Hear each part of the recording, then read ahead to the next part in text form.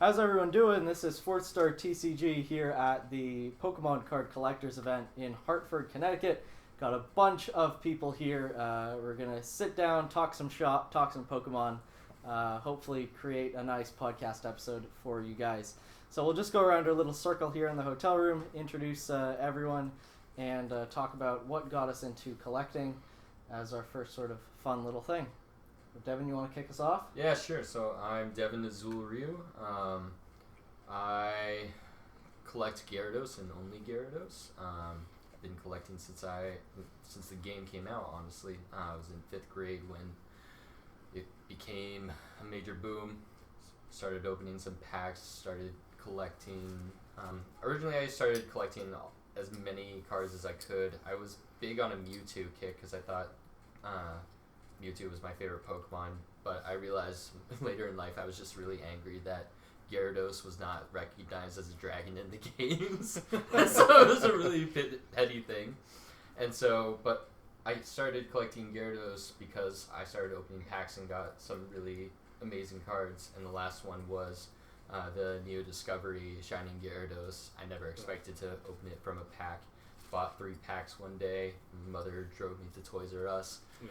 And got a few cards, and then the third pack got me a Shining Gyarados, and I started my collection from there.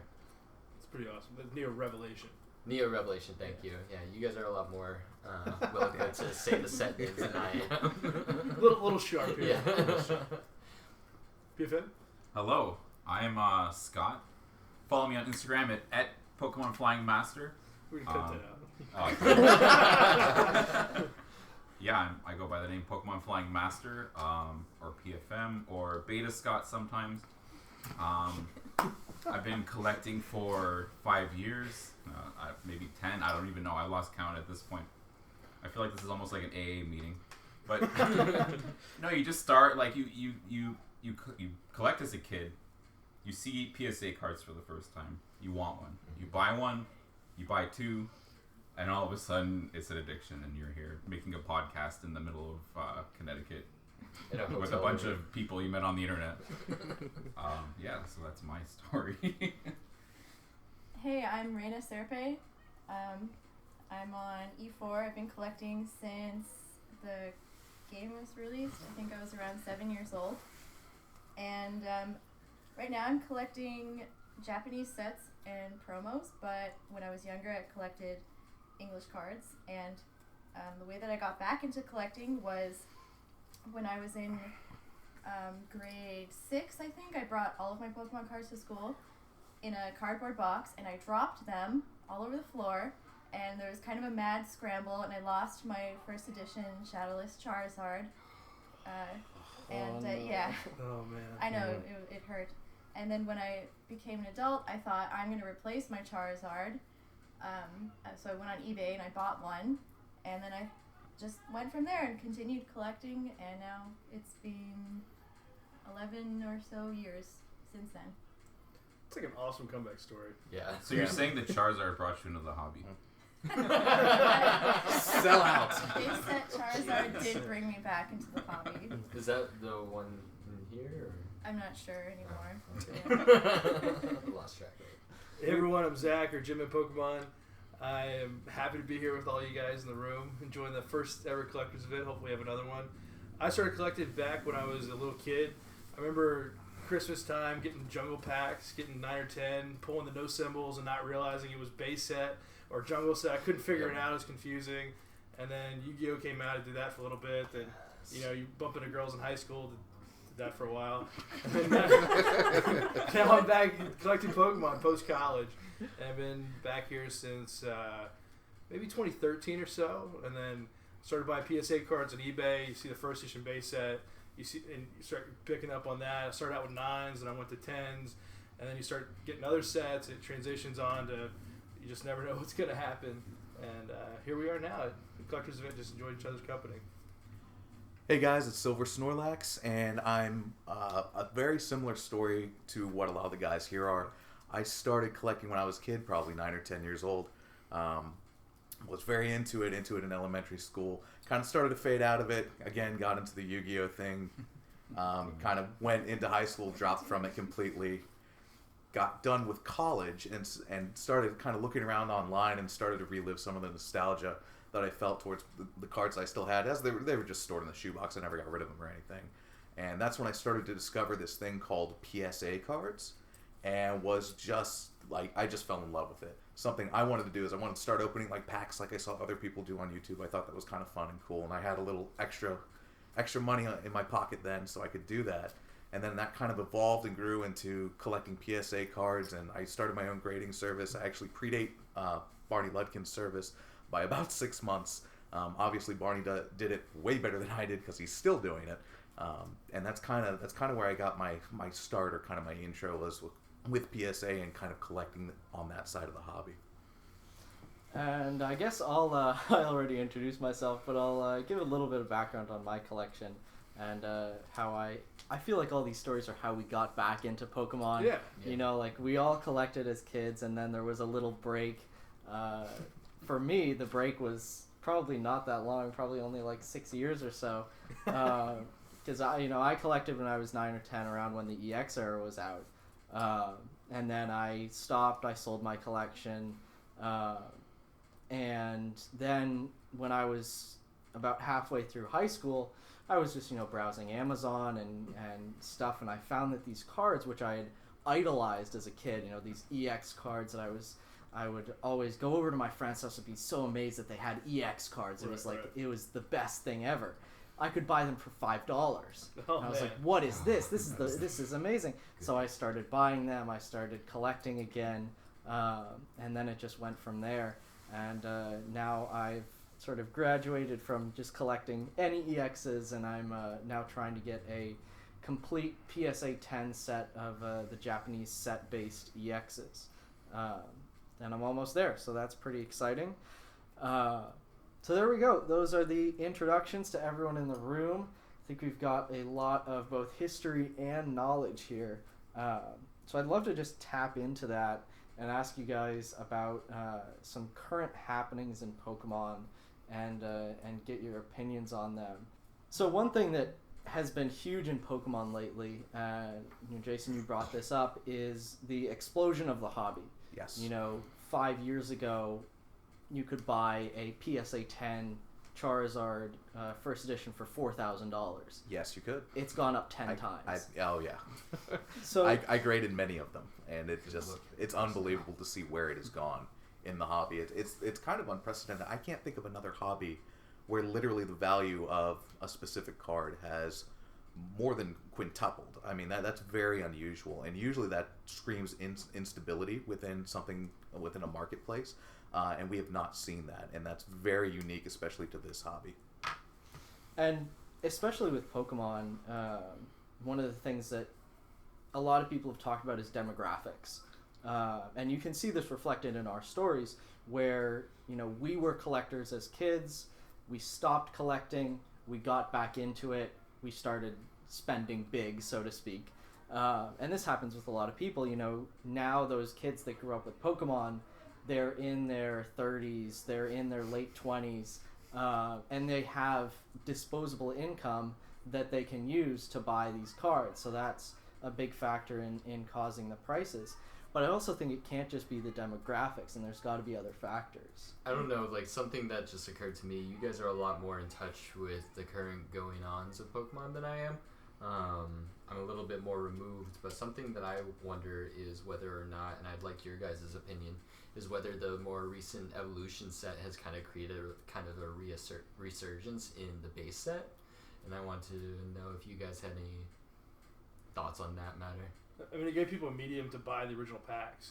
So instead of spending, now it's like $80 to $90 for a base set pack. Mm-hmm. You could literally spend $250, $350 for a pack, pull a base set artwork Charizard That you saw as a kid. Nidoking, Ninetales. I mean, even kids today who didn't have that option, they're getting the experience base set as kids today. So it's that whole re-entry. I like how they did things different. It's not just the OGs. You can get the base set artwork in the reverse hollows. I thought that was kind of cool. Then you had the Mega Charizard that literally has like 1,000 graded PSA 10s. Like, that's insane. But it's just this avenue for people to experience what the older people are collecting. And I feel like Pokemon doesn't really give too much to collectors. They all focus on the here and now, and that was just a great way to very subtly bring back the history. I think too, it also kind of bridges the gap between the older generation and the newer generation of Pokemon card collectors. I think another thing with Evolutions was that we saw for the first time rampant speculation on a in-print Pokemon card set. Oh my gosh! You know, people were looking at Evolutions as if it was basically the next base set, and people were stockpiling cases, thinking that in 2 years this is going to be, you know, $300 for a box. When not even close. I remember trying to put an order in for 20 cases, and I was like, "Oh man, I'm gonna get these a store away." Then as it got closer and closer, I heard how many people were like doing similar things. I was like, "All right, this is not a good thing to do. This is like we should not do this." And they printed it to the wazoo. I mean, it is.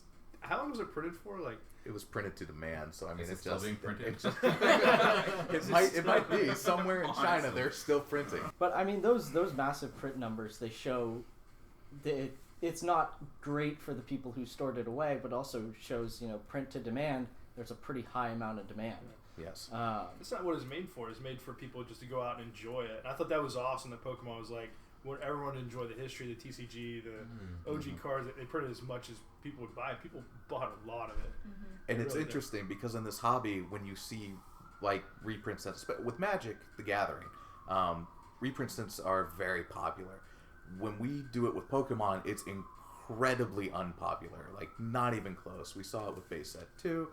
There are other sets out there that they kind of sort of reprint. I think Call of Legends, something a little more modern, where you saw a bunch of reprinted cards, and they're just sets that don't sell well. With Evolutions, while not, it is kind of a reprint in a way, but it added a little spice and variety to it, and that still didn't diminish what people wanted to see from the set. It still sold like crazy. And it was long enough removed from the original release that it probably didn't matter that it was a reprint. Exactly. It was what, like 20 years ago. 15 to 20 years after the It was a original 20-year print. gap. Yeah. So, As for the massive rise in prices, we've got the demographics, we've got Pokemon sort of buying into the collector mindset and releasing stuff like XY Evolutions, which really sort of adds to that collector mindset, gives something to the collectors, and also brings people back to the original base set. Sort of, as you said, Devin, sort of bringing back that attention to the base set after, 20 years. Wondering if there's any other factors you guys think are contributing to Pokemon's meteoric rise. How about God, Pokemon what a Go? smile. Pokemon Go. There we go. Pogo, there it It is. was coming up. Anything to... I mean, it probably still is the best app according to any statistic of like all time, essentially. You have your grandmother playing the game, you have your like next door neighbor playing the game, you have your dog playing the game, like everyone was playing the game. And I think it almost like even there's a certain point where Pokemon becomes uncool, like when you start chasing women in high school, and you can't tell them, like go up to them, hey, you want to see my Charizard collection? Like it's not gonna work. But like with Pokemon Go, it's almost like since everyone was playing it and everyone thought it was cool, it's almost like normalized to the point where you could say like, hey, I can go back and buy these cards from our childhood and I don't have to be embarrassed about it. Dude, I remember being on the street corner, like suddenly having my phone, just like looking down and look across the street. Someone else had their phone. We both look at each other. We both knew we were playing Pokemon Go, and like it made so many people active. Just the healthy kick to it. And like when you look at people playing, it was all like you said, the demographic, all people, all ages, everyone, and you could just sort of connect. And with Pokemon, we had this sort of trust factor. Like you saw someone playing it, and instantly you connected with them. You're doing the same thing. You both enjoy it, and I think it got people out of their bedrooms. Exactly. And the thing is, like, it's still played to this day. Not to the level it was, but like I still go and play. I play with my girlfriend. I have friends who play the game. So it's not dead, regardless of what you may have heard. But it's something that just kind of continues, and I think that's healthy for the hobby. I think too, something that it created was like you go into some of the major cities. Like I'm from Boston, so you see Boston, like kids, adults, it doesn't matter. There's these small communities now that I still see to this day. Like I'll go by a park and there's a bunch of people just circled up talking and just playing Pokemon Go. Like I can ride my bike by like a group of people, and they're all just staring at their phones, and I know for a fact what they're playing. Yes. So I think maybe we can tie together the Pokemon Go and XY evolutions and stuff, bring that together into sort of a resurgence of interest in Pokemon, whether it be mostly manufactured by the Pokemon Company, and we can give them props for that. But I think that you've seen. I know that in the mid 2000s, interest in Pokemon had declined. Yeah. And I know this from my experiences in collecting. The print numbers for Japanese EX series, which I try to collect, are much lower than any other Pokemon series, and you see this in sealed box prices. You've got these Japanese sealed boxes going for $2,000, $3,000, which is approaching the prices of English WotC boxes, which is nuts.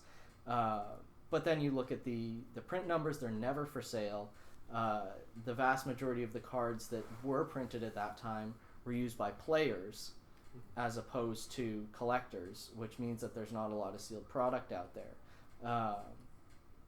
So when you pair that with the resurgence in Pokemon, I think that's certainly a big factor in the prices. All right, so there we go for just to wrap up resurgence in Pokemon prices. We've got demographic factors, and we've got the rise in interest, the sort of rejuvenation of Pokemon, whether it be through stuff like Pokemon Go, XY evolutions, or even stuff like, I dare say, like Detective Pikachu and stuff like that. Oh, man. Pokemon going more mainstream. There's also the outside interest in Pokemon as a collectible. So you're going with this. Yeah. Sports guys, magic guys. all Yeah, that. investors, people who just invest in collectibles as a whole, who probably have interest in Pokemon as a concept as well, but are probably reading the articles that are coming out now that's like, look at this $100,000 Pokemon card on eBay, and then it's Like Watch Mojo stuff. Yeah. Don't trust kind of BuzzFeed. videos. Yeah. They research an article for 5 to 10 minutes and go, I did a good job today. Yeah. exactly. So I think this sort of segues into another topic, which I think is becoming more of a topic of conversation among Pokemon fans, and even those in the higher levels of Pokemon. And we were talking about this earlier, was the effect of investment on the hobby. I know, especially on E4, the Elite Forum, we've seen a significant increase in people talking about investing in cards, which cards are a good investment.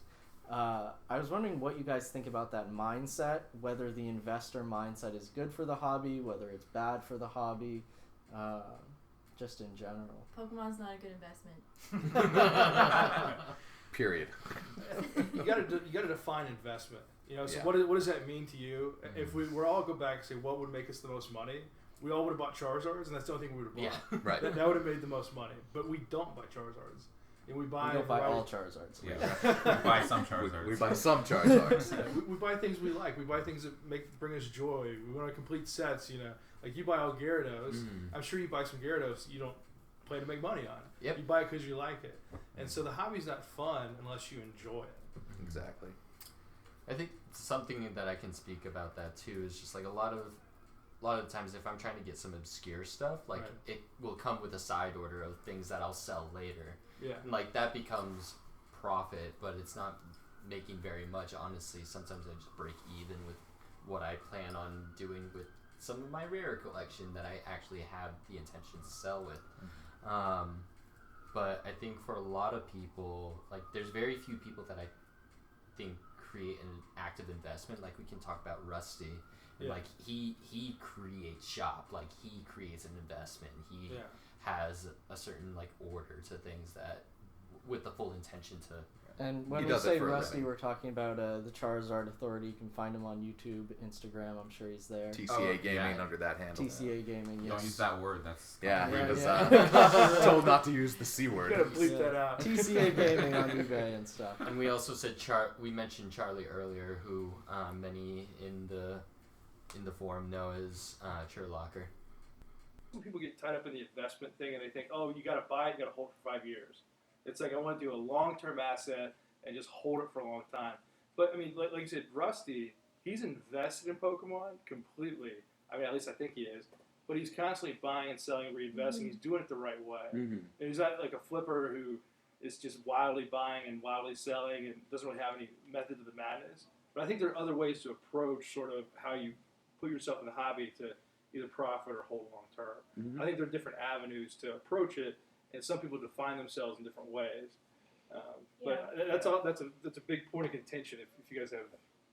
Yeah, well, when you see the people who are making money off of collectibles, Pokemon collectibles, they're not just buying collectibles as though they're stocks, buying and selling stocks. I don't think that you can treat them that way, which is, I think, the way that some people would like to be able to treat them.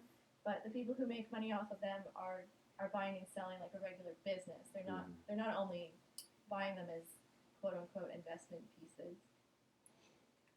I think definition of investment is very, very important. For me, I'm not a big money guy. I'm not a big card guy. I own a couple nice cards, but for me, it's about investing in my own joy and my own happiness.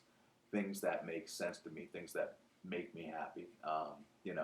Would a PSA 10 Charizard make me happy? Absolutely. Is that realistic for me? Probably not. Maybe one day, but for me, I find joy in a lot of the smaller cards that are in the community. Things that are sub $100 or whatever the case may be. We talked about Evolutions earlier. Evolutions is a very obtainable set. And for me and this hobby, it's that chase, and I think it's that way for a lot of us, is kind of chasing cards down. I think that's a lot of fun to do. I chased down a card today. I was thrilled. And that's what makes it worth it. Probably not just for me, but I would imagine all of us, is to complete and have that sense of satisfaction and kind of invest in ourselves that way towards our happiness, that goal of happiness. What card? You got to tell us. It was nothing big, but it was reverse Charizard from Evolutions with PSA 10. So I'm working on that. Oh wow, Nice. that's a hard grade. Yes. So Rusty found it, and I found it rather, and he kind of like stopped and looked at it, and he was like, "Huh." And I was like, "Yeah, how much?" And he was like, $100. And then I smacked him with a coupon, and it was less. So. Nice. So I think one thing you're seeing here is you're seeing perspectives from a lot of collectors who have been in this for quite a long time. We all have multiple years in the hobby, and hopefully people who are a little newer in the hobby can sort of gain the perspective that we have and see that investing in Pokemon isn't something that you sort of do offhand. That I think there may be, I'd say, less than 10 people currently in the Pokemon hobby now that are making a full-time living off of Pokemon cards and don't have to work ridiculously hard at it. I think you've probably got, Scott Pratt, Gary. Are you saying Scott Rusty. doesn't work hard? Yes. Well, yes. Cut. There's the ending. I mean, I think like the best decision we ever made was not selling when the prices went up. It was we loved the cards we had so much that we held them. We saw that incline and we were just like, I'd rather have the cards. Like I collected as a kid, like this card means something to me, and holding out through that, we benefited. Now, there's a lot of risk in that, but the reason we are where we are is literally not selling out. Well, I mean, I did the opposite when I was in my early 20s, because I didn't have the knowledge to actively research how much my old collection was worth. And I remember selling a bunch, 2 binders full for $20 of cards, just thinking that it wasn't going to be worth anything. And then I still had my Gyarados card collection and cards that were personally valuable to me that I still have. But I think it goes back to what you say about how a lot of the collection that goes on, let me reword that. The reason why we go into collecting is because it has a sense of personal value for us. Right now I'm taking tidbits from my major collection just because I have other priorities in life, but I will never sell my original 5 Gyarados cards that are in shitty condition but are completely mantled on my wall in these super fancy cases. I'll never sell those. I'll sell the fancy PSA 9, PSA 10 versions that I have in my collection before I sell those. You go homeless first. Exactly. I just want to come back to something Marie said earlier, which I think is a really good point, is that Pokemon is not a good investment. It's not. If you want to put money into something, put it into stocks, put it into bonds, put it into something that has a much better rate of return than Pokemon cards. You may look at something like base set from 5 years ago. Yeah, exactly. Base set from 5 years ago, and say if I put 4,000 into that 5 years ago, I'd have 10 times the money now. But the thing is that people 5 years ago weren't buying PSA 10 Charizards at $4,000 because it was the best price ever. Like, there was a time when Charizard was at 10K and people were like, what is this? This is insane. I can't believe it's selling for that price. And it just kept going from there. You could buy a raw base set Charizard for $40 back in the day. Right, yeah, that's how I got back in, right? It was like $70 or something. Right, it was affordable, and that was big. And now it's just gotten so big. It's gotten so big. You can barely touch it. And I mean, name another industry or hobby where the price of a product quintuples over the course of 5 years and remains stable. I was going to say Bitcoin. Never mind. To my point, it is such an unusual phenomenon. So those of us who got into it 5 years ago, I actually kind of track what I have. I collect a first edition base set that I've since kind of held off on because it's so expensive. But I have like 87 or 89 cards out of the set, and I tracked each one when I bought them, how much I paid for them at the time, and total for 89 cards, and I have 10 of the holos, something like $6-7 grand. It's not that much money, and if you run that on a spreadsheet next to what is current value, God, what, 40 grand, maybe more? I mean, it's just a radical change in terms of pricing, and it stays that way. So, you know, I think the ship may have sailed if you're trying to invest. This is kind of an odd place to try to jump in at because the prices have just gone up so much, but they continue to remain that way. So if you're trying to invest and you want to be a big shot collector or investor or whatever, and your whole purpose is to make money, understand you need to have a lot of money up front. And I'm talking a lot of capital. I mean, if you have $250,000, you're a small fry. That's kind of where I'm at. Yeah, and just like it requires a lot of upkeep because from what I've seen from some of the bigger collectors is that they don't just hold on to one like set. They're buying something from each set and constantly rotating. Yeah. So that I have no idea how people work that out. I saw a lot of that at the convention this weekend. Is some of these guys that have deeper pockets than some of us here took in a lot of inventory and sold a lot of inventory. I mean, just like thousands and thousands of dollars. And, you know, I don't know what their plus minus is, but like that's how their business runs, and that's just normal. So expect to be doing that if you want to jump into this. Right, otherwise you have to be psychic to know that you had to buy base set 5 years ago. I mean, that's how people make money. They bought not just base set, they bought a lot of stuff because they didn't know it was going to explode. So they had whatever did explode because they had one of everything. You kind of have to be prepared to do that. Yeah. Now, I'm actually curious. Do you guys know of any like set that was like held on that didn't do well? In base terms set of 2. Base set. Base set 2. That's a good one. Yeah. That's actually That's an easy one, though. Yeah. But also stuff like Legendary Collection. There was a lot of hype around Legendary Collection. Yeah, and it just fell flat. And it's just sort of tailed off now. You know, like It's a reprint set. I like Legendary Collection. yeah, I know you do. You're a big fan of that. Depends on But the card, too. Yeah, that's true. I think a big segue in what we're talking about here is we're talking about how the prices go up and you struggle to collect the things that you used to collect and the norms have changed. Is I think a big challenge for collectors today is the reprioritization of your collection. You have to define a scope. You have to more limit that scope as time goes on. exactly. So, like I was doing WotC, which is Wizards of the Coast, 1999 to 2003, like where Skyridge was. And I had some gold stars because I picked them up back when they were really cheap. I mean, they were cheap a long time ago. And it was just hard to do everything, so I sold off the gold stars.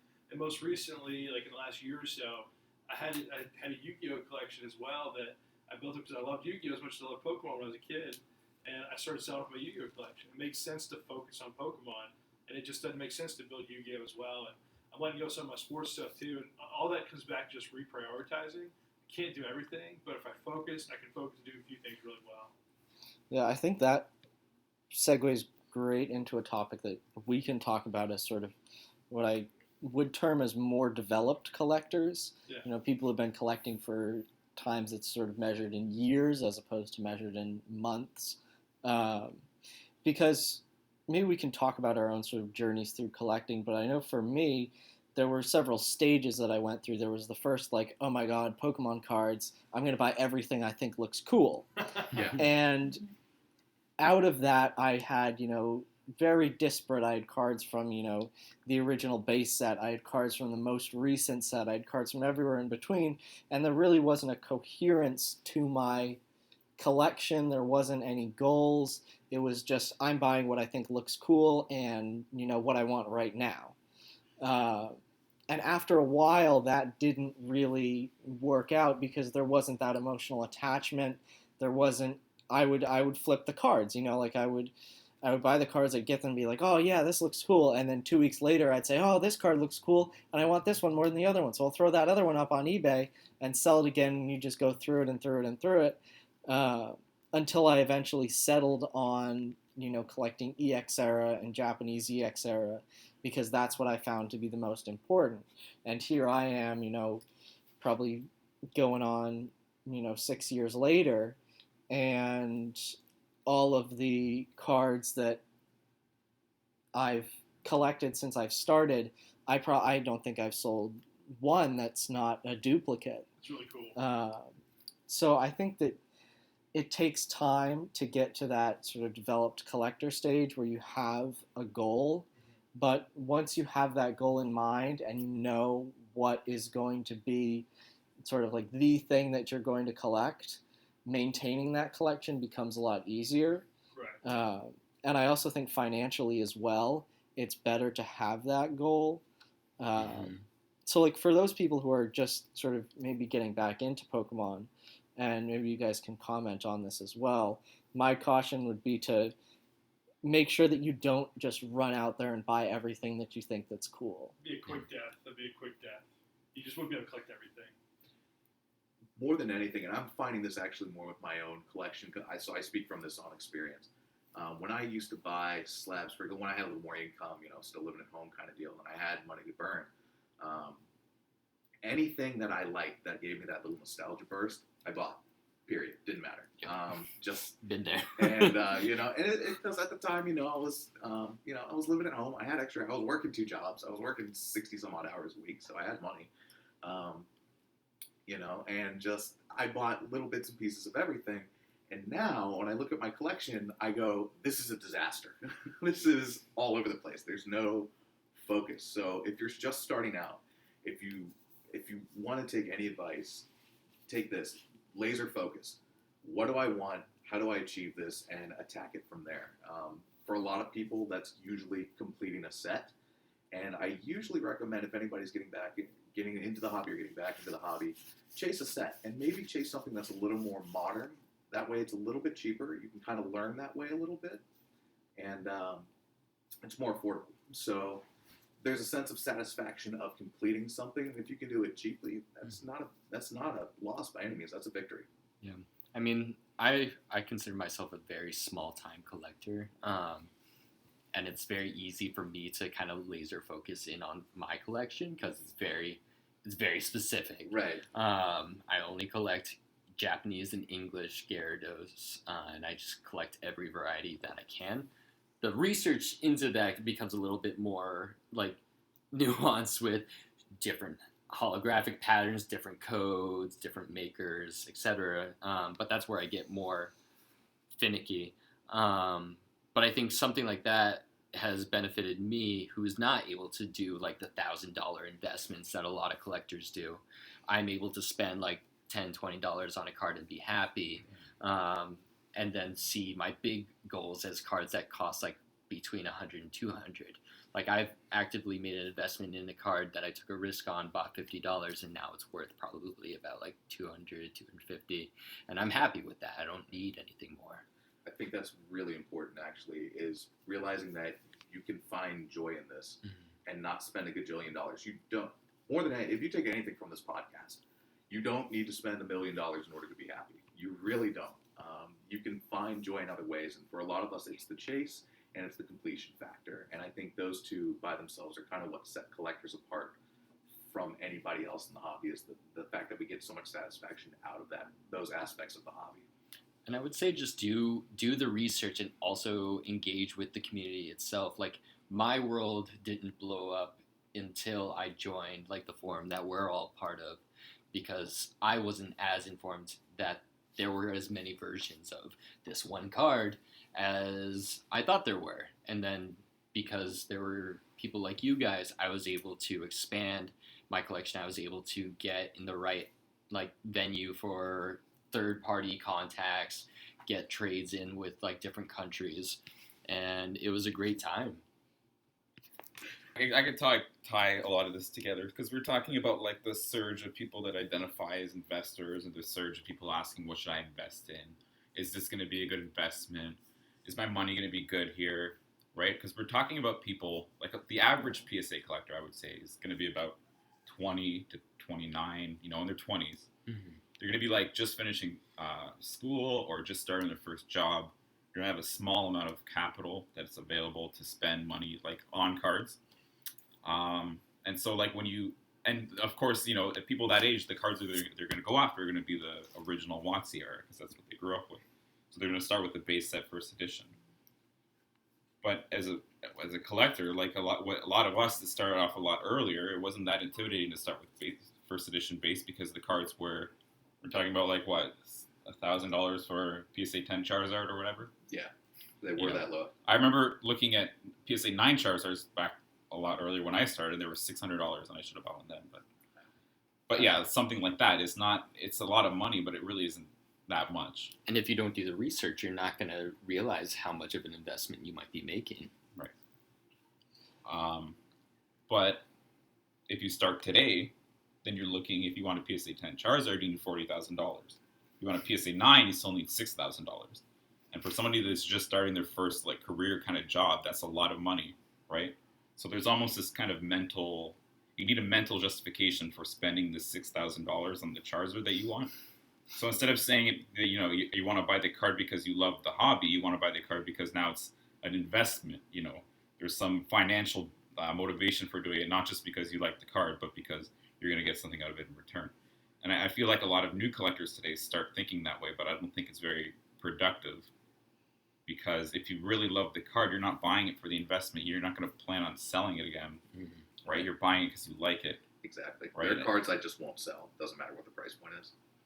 One thing I've heard from the sort of the higher end collectors, Charlie, Scott, other people like Gary on the forum, is that whenever you buy a Pokemon card for your collection, you should consider yourself throwing that money down the drain and you'll never get it again. Yeah, I agree. Because looking at it that way puts it in so much more perspective. Like if you were able to say, am I going to throw away this $300, never going to see it again, and instead I'm going to have this card? And is that card going to be worth $300 to me at any point in my collection span? And I think that's a really important question to ask yourself. Mm-hmm. Yeah. I think you have to be okay every time you buy a card with the idea that it won't be worth what you paid for it in the future. Mm-hmm. I think the reason why people use that kind of justification that you're talking about, PFM, is because they want to feel safe in making a big purchase.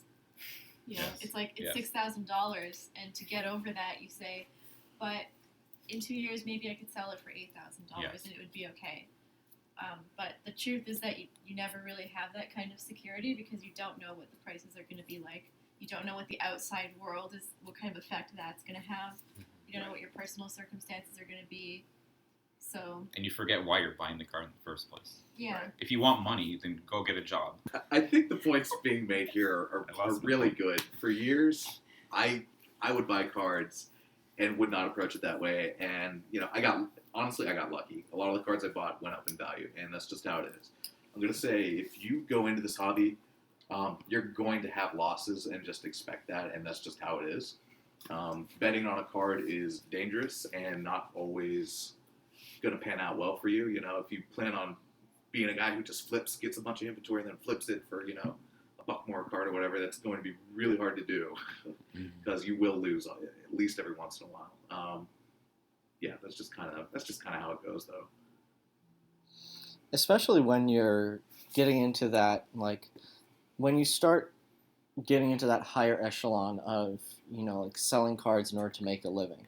Like, I think a lot of people don't realize that if you aim to do that, you have to, like, pay taxes, have a business overhead, pay employees, do stuff like that, where it starts like, let's say I, you know, find a GemMint card on eBay, I pay $100 for it, I spend $20 on PSA grading, and it's now a $300 card. You know, like, so that's an $80 profit, or $180.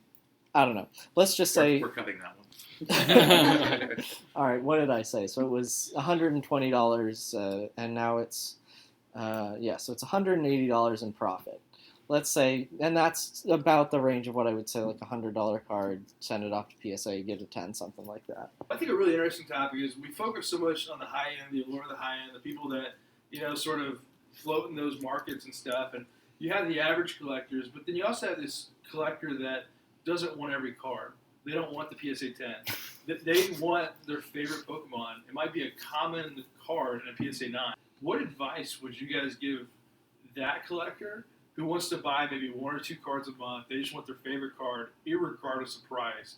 So one of the things that I would talk about, and I know other people have talked about this as well, is the sort of rate of return, so to speak, for different grades.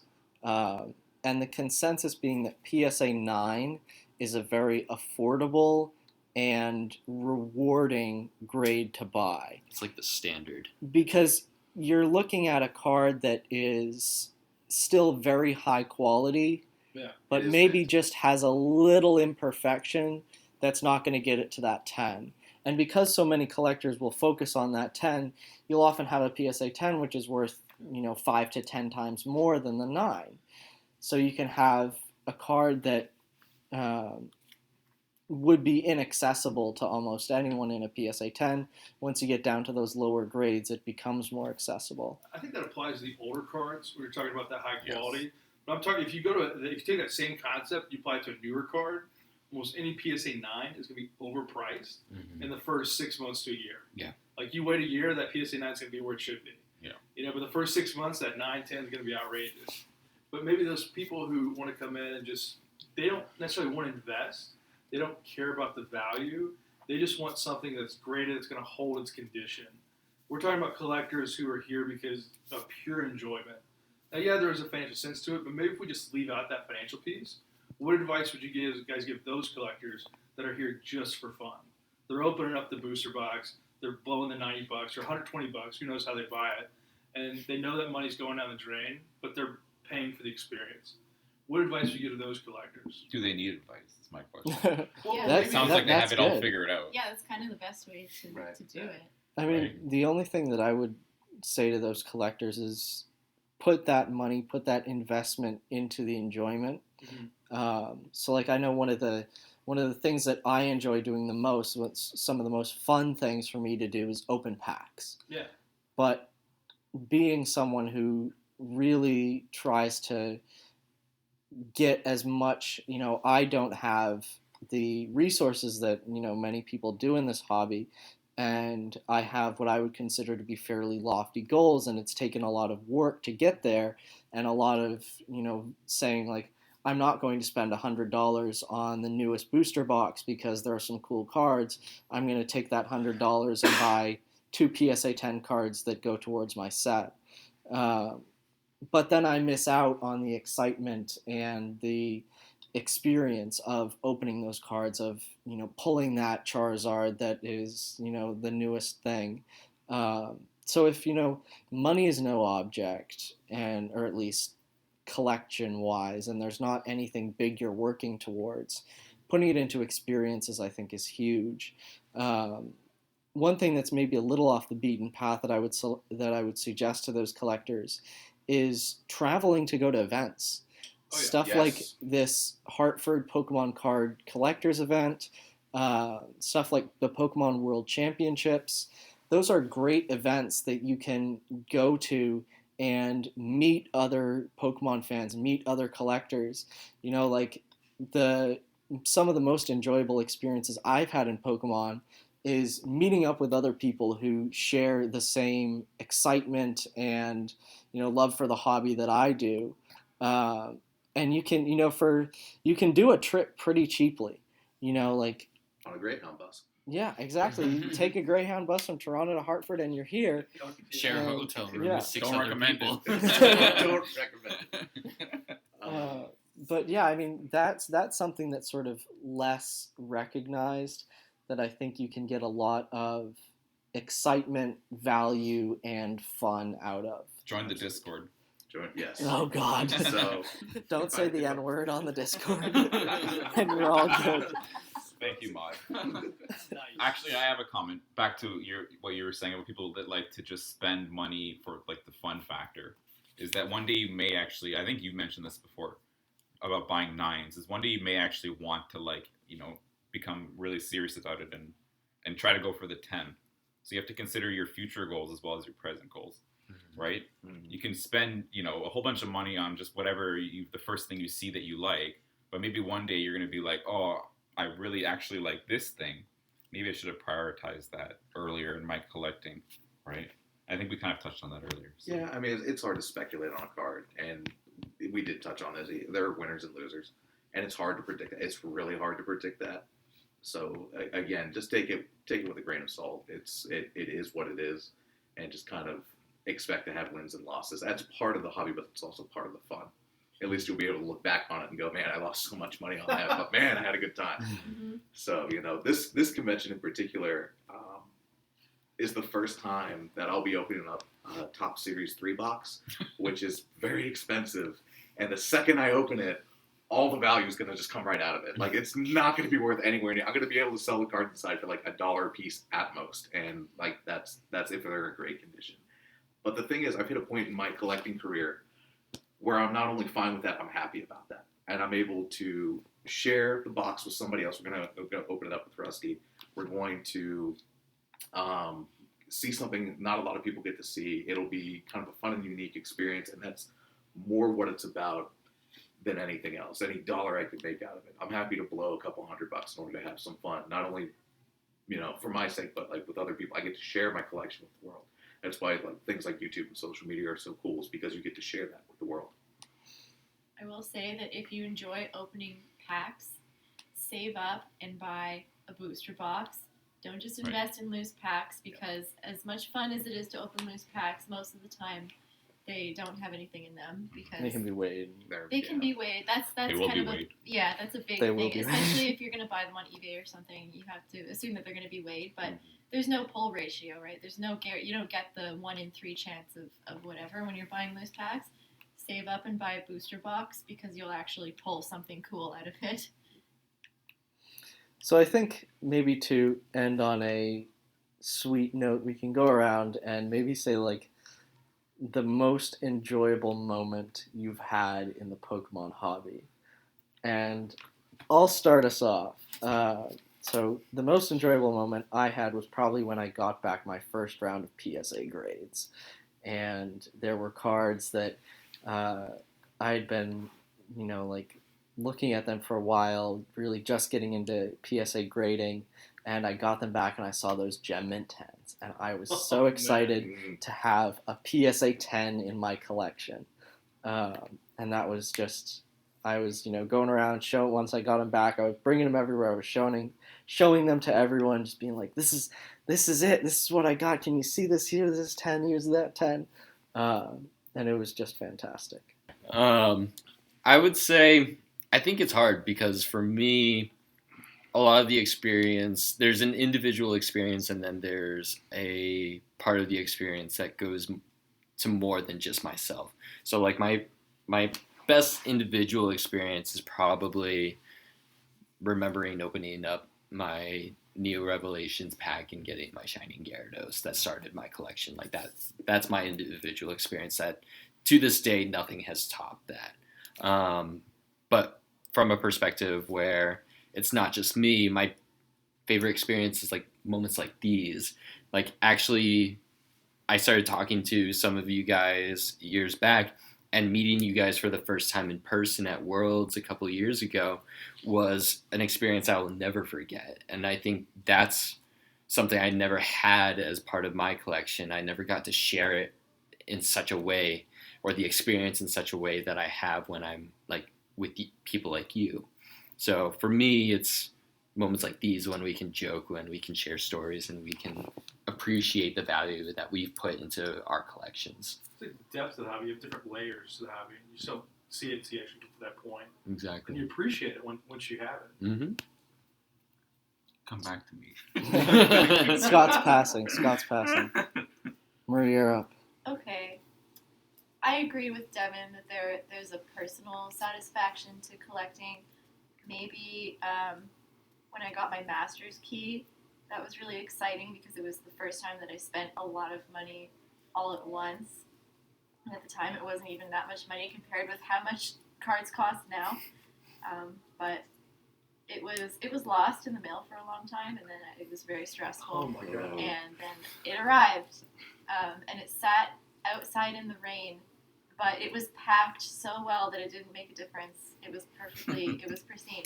So that was a really great moment. But I think my best moments are probably just Worlds, like every Worlds that I've been to, which is maybe 5 of them.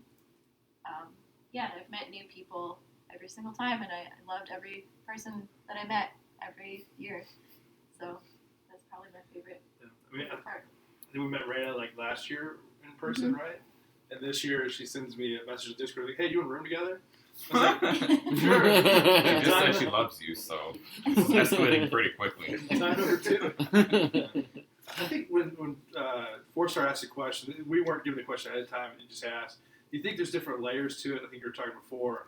I think some of the surprises that have happened along the way, like I remember just a few things just to stick out. Opening up a few packs I bought off eBay and then pulling a really cool card. Didn't expect it, just wanted the enjoyment. And all of a sudden you're like, oh my gosh, couldn't believe that happened. But it's the unexpected things that just sort of occur along the way. And then there are some things that are expected and a truly enjoyable weekend that I can think back to is I was building a massive set. I had 3 cards left in the set, which was like 1% of the whole set. And I got the final like group of cards from 3 different collectors. I knew all 3 of the collectors through different mediums, and the weekend, the set came together over the course of 3 days. Finished 1 deal on Friday, 1 deal on Saturday, 1 deal on Sunday, and it was like that weekend I completed this massive thing, and it was just so fulfilling. I didn't expect it, and then when it all came together, it was like I can't believe I just did that. Like it was like a 2-year set in the making. That was very, very rewarding. So I'll build a little bit off of what has already kind of been said here, but I think the thing about Pokemon, the thing that really discourages people early on in the hobby is the online communities. They can be so toxic. It is so easy to be a beta male. It is so easy. Why is that funny? Why am I getting defensive? So that actually wraps into my point. I can have a moment like that in real life. Expand beyond the screen. You can be the biggest troll on the face of the planet and get your kicks that way. All right, whatever. If that's what works for you, that's fine. We'll just block you and ignore you. Or you can expand that. You can have friends outside of that. You can say, I'm meeting some friends up in Connecticut this weekend, and we're going to just nerd out and have Pokemon and ice cream and watch hockey and play Smash and just do whatever. So for me, I guess to really answer the question, what is my best moment or my most defining moment, whatever made me happiest? I would have to say Worlds last year. I had not been to an event in several years, probably 8 years plus. I'd gone a couple times with my family, but really hadn't gone beyond that. I was in school and doing other things, but just didn't have the money for it. But kind of coming back into the hobby and coming back and like meeting people. And, now we're able to sit here and laugh and joke and have a podcast. And, if you'd asked me that 5 years ago, I would have said, what are you talking about? This is now where I'm at in the hobby, and that truly makes me happy. So moments like this, having Worlds last year to be able to meet some of the people that I've now talked to, semi-regularly or off and on, is really just a huge deal. And it doesn't have words I can attach to it. It's an emotion. It's a cool thing, and it's humbling too, because you meet people and they're like, yeah, I love your YouTube stuff from X amount of years ago or whatever, and that's humbling too. So there's a general respect for people, and it's so much different from online. I can't even begin to describe it. So if anything, expand beyond your screen and come out and meet people. We're bigger than just the internet, and that would be my advice. So everyone's talking about like touchy-feely, like we made friends in real life and whatever, but I'm gonna talk about what it's really about, right? What it's really about is setting goals in the hunt and then achieving your goals, right? I can respect that. Yeah, that's cool. So, there was one card that I didn't even know whether or not it existed, and I'm gonna be purposely vague. But I knew I wanted it, right? So I set an eBay save search for it, and then a couple months later, maybe 3 or 4 months, that card popped up on eBay for auction, starting at $1. And I was super pumped. I didn't want to tell anyone about it because, as soon as you tell one person about a card that you want, yeah, there you go. It's game over. So I was watching it. Every day I would watch this. I looked to see if the price went up. I'm like, nope. But as we all know, the only thing that matters is the last 2 seconds at an auction, right?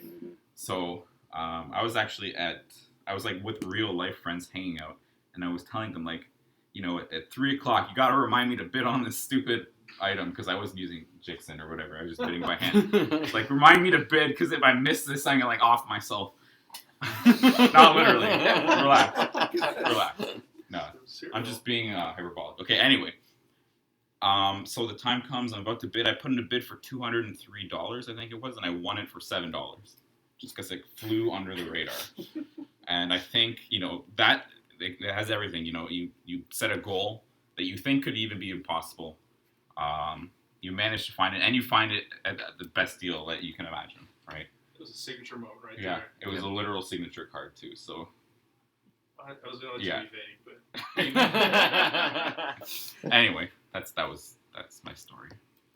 All right. We can wrap it up. Thank you, everyone, for listening. Just going to go around one more time and give names. We got Devin, Azul Ryu. We got Scott, PFM, Reina, GemMintPokemon, and Silver Snorlax. Thank you all for listening.